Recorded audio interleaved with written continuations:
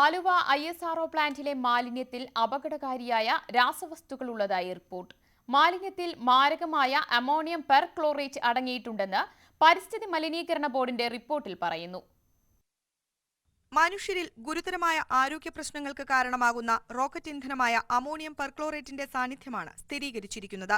മാലിന്യം പുറംകടലിലേക്ക് കൊണ്ടുപോകുന്ന എടയാർ ബോട്ട് ജെട്ടിയിൽ നിന്നെടുത്ത സാമ്പിളാണ് മലിനീകരണ നിയന്ത്രണ ബോർഡ് പരിശോധനയ്ക്ക് അയച്ചത്.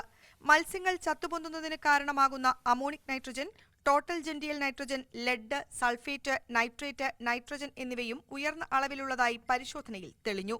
വെള്ളത്തിലടങ്ങിയ രാസവസ്തുക്കളുടെ തോത് 34,850 pH മൂല്യം 1.1 ആണെന്നതും പാരിസ്ഥിതിക പ്രശ്നങ്ങളുടെ ആഘാതം കൂട്ടുന്നു. ISRO മാലിന്യങ്ങൾ ജലസ്രോതസ്സുകളിൽ നിക്ഷേപിക്കുന്നത് മലിനീകരണ നിയന്ത്രണ ബോർഡ് നേരത്തെ വിലക്കിയിരുന്നു.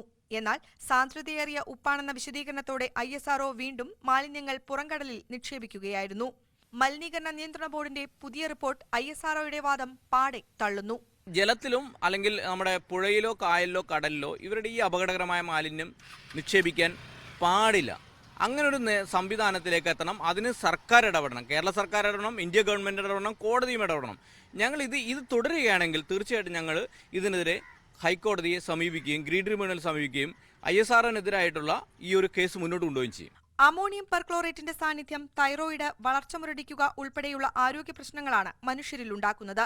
ISROയുടെ ആലുവ ചൂണ്ടിയിലെ പ്ലാന്റിൽ നിന്ന് ടാങ്കറിൽ കൊണ്ടുവരുന്ന മാലിന്യം ബാർജിൽ കയറ്റിയാണ് പുറംകടലിൽ തള്ളുന്നത്.